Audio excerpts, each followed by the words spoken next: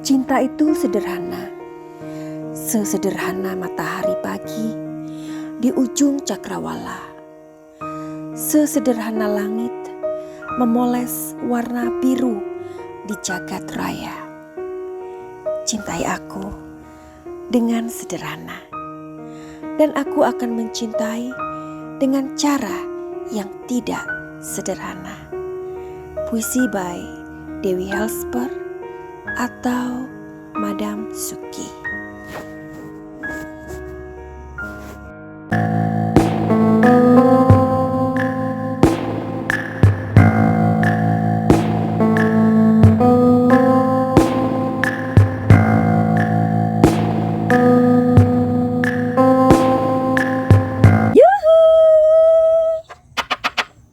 Anybody home? Semoga kita disinari oleh kasih dan cinta. Dan buat kamu yang pertama kali kesasar atau terdampar di channelku ini, aku si pembisik kartu. Aku tinggal di Belanda dan di Thailand. Dan buat kamu yang udah sejauh ini selalu nungguin videoku, banyak cinta buat kamu atau kalian nungguin ya. Oke, semoga kalian semua sehat-sehat dan selalu bahagia, dan hari-harimu selalu berwarna seperti bunga yang mekrok di leherku ini. Oke, hari ini kita mau bahas tentang subang lagi ya, subang lagi. Oke, sebelum video ini ada video yang sudah aku buat ya, silahkan untuk melihat ya tentang ini, tentang dadu ini. Oke. Tapi sebelumnya aku akan mengawali dengan posisi 3 saksi ya. Kita kan tahu ya sejauh ini ada beberapa saksi yang dipanggil lagi gitu loh. Jadi ini sepertinya sih pemeriksaan terakhir begitu kelihatannya loh ya, dari dari aromanya atau apalah, secara feeling kita bisa ngerasain. Nah, tapi kan masih ada sih orang-orang yang maksudnya udah kesel banget gitu, udah maksudnya udah bosen tetapi kepo gitu, gimana ya, tapi pengen cari tahu. Dan banyak hal lagi lah, orang-orang masih penasaran dengan kasus ini karena begitu berlarut-larut. Dan semuanya sudah aku ungkapkan di dalam videoku, kenapa begini dan kenapa begitu. Oke, jadi semua tahu ya, seperti misalkan Bapak Yosep, Mas Yoris, atau Adik Danu ya, mereka ini adalah saksi kunci ya. Kenapa sih kayak mereka itu selalu dipanggil aja terus? Contohnya nih Pak Yosep dan Danu, itu adalah orang-orang yang kerap kali dipanggil ya. Jadi karena memang adanya kesamaan sidik jari, terus ada DNA-nya juga yang udah diselidiki atau diperiksa ya. Terus pernyataan Danu dan Pak Yosep ini nih yang lebih-lebih yang kayaknya kerap banget berubah-ubah, dan ini membuat polisi semakin sulit sebenarnya ya. Tetapi ya kita memang tidak bisa untuk menyalahkan Danu ataupun Pak Yosep. Kita juga semakin bertanya-tanya ya Cing ya, kenapa sih Danu dan Pak Yosep ini kerap kali berubah-ubah gitu loh, dan juga kadang bikin gemes ya dong. Nah, sampai saat ini dari pernyataan saksi-saksi tersebut yang dihadirkan ini belum ada pembuktian gitu loh. Jadi berita-berita terkini atau detik pengungkapan, aku rasa ya, selain si Danu, Yoris, dan Bapak Yosep, ada juga saksi lain yang dihadirkan, yakni istrinya Mas Yoris begitu. Nah, makanya aku bilang sepertinya ini ada bau-bau pemeriksaan terakhir nih ya. Sepertinya ini sudah dengan kehadirannya istrinya si Mas Yoris ini, Kang Yoris ini, barangkali memang sedang melengkapi BAP seperti itu. Juga kita lihat mereka sedang diliput oleh kamera, dan kita lihat banyak sekali pengacara yang mendampingi mereka ya. Nah, kalau sudah banyak pengacara ini kan berarti sudah kayak gitu, mudah-mudahan ya. Jadi pengembangan dari kasus ini kita juga akhir-akhir ini jadi terwow gitu ya. Kenapa terwow Madam Suki? Iya, karena adanya 3 saksi yang pernyataannya itu sudah dipublikasikan. Kenapa dipublikasikan? Nah, ini kan sebuah tanda-tanda saat detik-detik pengungkapan. Karena 3 saksi ini mau dipublikasikan atau memang polisi sengaja untuk mempublikasikan? Karena orang-orang ini dinyatakan atau dirasa sudah mulai aman kondisinya. Nah mungkin 3 bulan yang lalu, 2 bulan yang lalu, 3 orang saksi ini yang katanya melihat 5 orang di TKP itu, ini kan baru-baru aja nih. Nah itu kok bisa ngomong segamblang itu? Berarti kan ini sudah mulai detik-detik. Itu aja deh yang mesti kita maksudnya percayain gitu ya, atau kita aminkan ya. Jadi sesuatu yang baik itu memang harus diaminkan ya. Jadi seperti Mbak Rara bilang, aku touch my heart banget ketika Mbak Rara bilang Madam Suki itu orangnya lembut, hatinya lembut. Oh, terima kasih my dear Mbak Rara sayang, makasih ya. Iya, jadi aku memang suka mengaminkan segala sesuatu, mengaminkan yang terbaik lah ya, yang baik-baik itu. Tapi bicara tentang mengaminkan, hati-hati juga buat kalian netizen yang julid ya.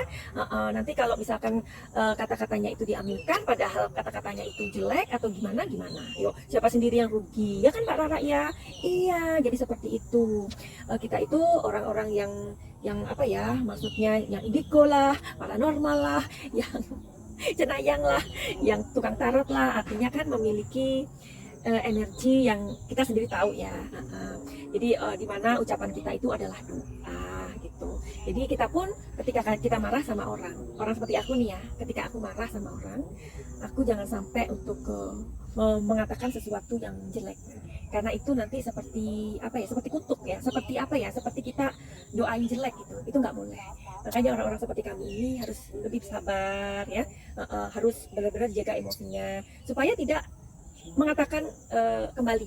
Misalkan kita dikasihkan omongan jelek, kita dikata-katain yang jelek, jangan sampai kita membalikkan. Karena apa? Karena omongan kita akan menjadi kenyataan. Itu yang kita nggak mau. Benar nggak Mbak Rara? Atau yang Mas yang lagi nonton ini? Ya, jadi teman-teman mulai sekarang itu belajar ya untuk mengerti tentang energi ya. Jadi energinya Mbak Rara pasti berbeda dengan energinya aku, Madam Suki, atau energinya Madam Suki pasti berbeda dengan energinya Mas ya. Jadi kami adalah berbeda, tetapi kami adalah orang-orang yang bekerja dengan energi kami, yang gunanya untuk apa? Untuk meringankan pekerjaan semesta. Jadi seperti itu yang bisa aku sampaikan ya. Kita entah itu indigo, entah bukan, atau orang biasa, tapi kalian semua itu menurut aku indigo. Cuman ada orang yang mengenali keindigoannya, kelebihannya, keunikannya, akhirnya mengasah, oh ya ternyata aku bisa seperti ini loh. Jadi menurut aku indigo itu semua orang indigo. Cuman orang-orang yang memang seperti kami lebih mengenali energi kami, makanya kami bisa membedakan ini dan itu. Aduh, belum membaca udah kayak mau. Jadi aku seringkali menahan ya untuk mual kayak gitu tuh. Tapi kalau Mbak Rara kan memang sendawa ya, sendawa memang dikeluarkan. Aku kalau membaca pribadi ya memang keluar kadang-kadang seperti itu. Kami berbeda. Oke, seperti tadi aku bilang bahwa kami berbeda tetapi kami sama, ingin meringankan pekerjaan semesta. Well, kembali lagi ke dadu ini, yang 5 orang itu katanya terlibat ya. Itu menurut seorang saksi yang pada waktu itu malam-malam dia ingin menuju pulang kayak gitu ya. Dia sempat melihat ada 5 orang di lokasi, yaitu 3 wanita dan 2 laki-laki. Dan aku sudah membukanya di daduku ini ada berapa? Iya, pasti yang satu itu adalah dalangnya. Makanya polisi itu nggak mau secara gerusa-gerusu ya untuk menangkap 5 orang ini. Enggak. Kenapa? Karena dalangnya masih ketemu dulu, Cin. Gitu ya. Nah, jadi ada kartu lagi yang sudah aku buka. Masih ingat nggak kartu ini? Oke, kartu ini apa ya isinya? Jadi kan ini masih bersangkutan dengan daduku ini ya. Karena kan aku bertanya waktu itu siapa? Berapa orang di TKP? Ya, ternyata yang keluar adalah ini ya. Oke. Terus aku juga membuka ini, berarti ini masih ada hubungannya dengan ini. Masih ada hubungannya ini.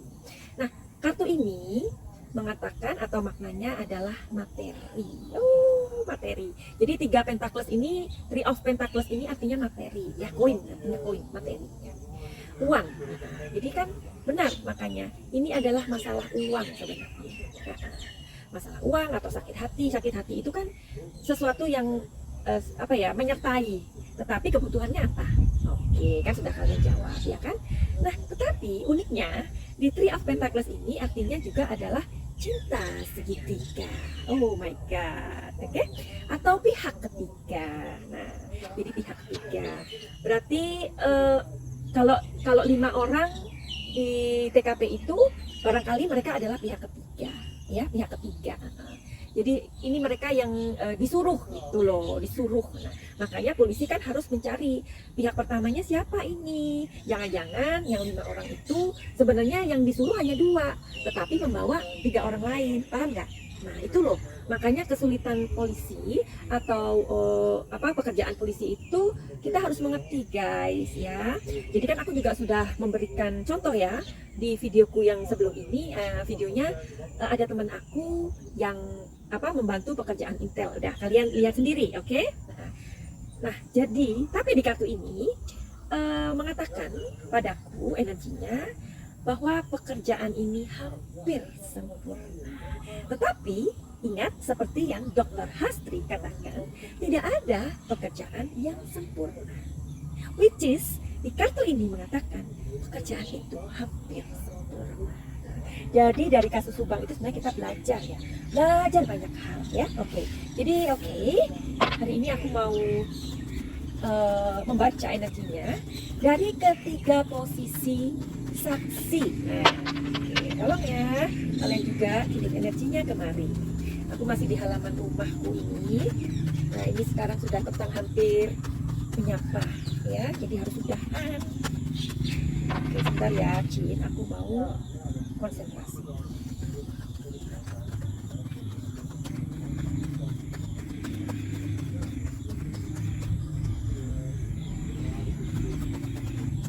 Oke. Ini aku buat posisinya Pak Yosef dulu ya. Oh my god. Selanjutnya posisi Yoris.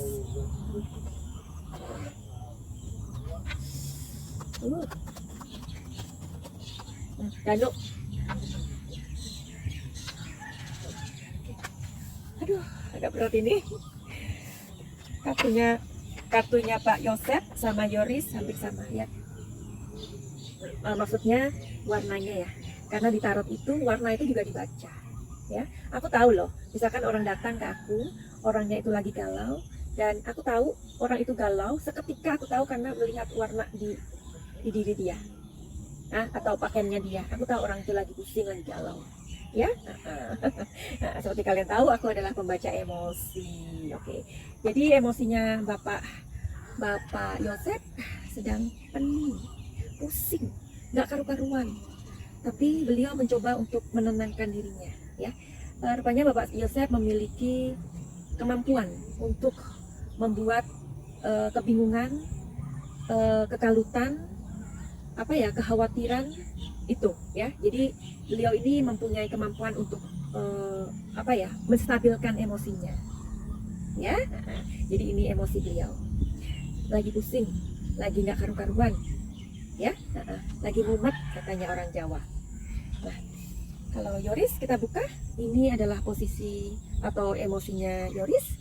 Jadi Yoris ini sedang dia sedang terpikirkan oleh masa lalunya. Masa lalunya artinya di sini adalah dia hanya berpikir bahwa dia harus tahu, dia akan puas ketika tersangka atau pelaku ditangkap ya. Tapi ini dia adalah gambaran masa lalu dia. Jadi si Mas Yorisnya ini masih mikir terus keberadaan atau hari-hari manis atau memori-memori manis ia dan mamanya, juga adiknya ya. Ini yang terlintas terus selama pemeriksaan atau pokoknya detik-detik ini. Jadi momen-momen itu yang tergambar olehnya. Jadi dia juga bingung mau mengungkapkan apa gitu. Jadi dia hanya pengen pelakunya cepat ketangkep, dia bisa kerja dan hidup normal kembali ya. Ini emosi Yoris. Ini emosi Danu ketika menghadapi detik-detik ini ya. Di terakhir ini dia juga lagi galau, galau, namanya juga dia juga bingung gitu loh, bingung menghadapi peristiwa ini ya. Itu kenapa Danu ini dari awal aku lihat selain innocent, dia orangnya juga dia apa ya, sebenarnya dia nggak tahan akan, ya kan dia masih kecil ya, masih apa ya, ibaratnya masih orang yang belum makan asam garam kehidupan. Makanya kesaksian dia, pernyataan dia itu berubah-ubah. Sebenarnya dia lagi gimana sih, anak ini kayak ngelindur gitu loh. Orang kalau ngelindur, orang kalau lagi apa ya, kacau pikirannya, itu jangankan kita mendapatkan, jangan harap kita mendapatkan jawaban-jawaban yang benar itu, ya. Ada cecak loh, cecaknya ada di pohon.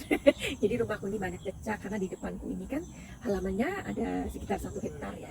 Jadi di depan itu banyak pohon, banyak tupai, banyak burung-burung. Dilanjutkan lagi si Danu, ya Danu. Jadi dia pikirannya lagi melalang buana. Ya, ada sih kekhawatiran dia. Aduh nanti jangan-jangan dia dilibatkan gitu loh. Ya, karena dia apa ya, kerap kali berubah-ubah begitu. Tapi kan untungnya si Danu ini sudah didampingi oleh pengacara ya, Mas Taufan ya. Nah, Mas Taufan waktu itu auranya sudah aku lihat loh ya, orangnya gimana, orangnya adem ya. Jadi Mas Taufan ini banyak sekali memberikan bimbingan atau energi-energi positif sama Danu yang membuat Danu itu sedikit tenang ya. Jadi dia di sini kadang tenang, kadang apa ya, kadang kacau seperti itu ya. Oke, kita lihat aja. Jadi menurut kamu dari ketiga ini posisi yang aman yang mana? Oke, silahkan nanti kasih komentar di bawah. Juga kamu kasih tahu aku apa yang mau aku prediksi ya. Karena prediksiku ini bisa benar, bisa meleset, bisa nyerempet-nyerempet, bisa benar, bisa enggak. Oke, jadi sikapi aja dengan bijaksana ya. Buat kamu yang nggak suka dengan kemayunya Madam Suki, anggap aja lah ini sebuah hiburan. Atau kamu yang memang nggak percaya dengan tarot, ya udah jangan serius-serius, anggap aja ini hiburan. Udah itu aja deh, ya. Oke, jadi finally begitu aja. Buat kamu yang mempunyai masalah, silakan datang ke Madam Suki untuk dilihat solusinya, ya. Dan itu semuanya nggak gratis. Atau kalian juga mau apa ya? Misalkan mau healing, misalkan emosi kalian itu kalian nggak ngerti dengan emosi kalian ya, karena emosinya tuh nggak stabil, gampang marah, gampang meledak-ledak. Apa sih kalian tuh kadang apa ya, kadang ada orang yang narsisistik ya, jadi menganggap semua orang itu salah gitu, dianya aja yang benar gitu. Tapi ada orang yang namanya orang narsisistik itu kan kadang nggak menyadari, tapi ada loh orang yang menyadari. Nah, jika kamu terpanggil untuk healing, misalkan punya trauma ya, trauma itu apa aja lah, punya fobia, silahkan datang ke aku ya. Oke, silakan untuk inbox aku di IG Madam Suki. Finally begitu aja. Send love and light. Salam jaya.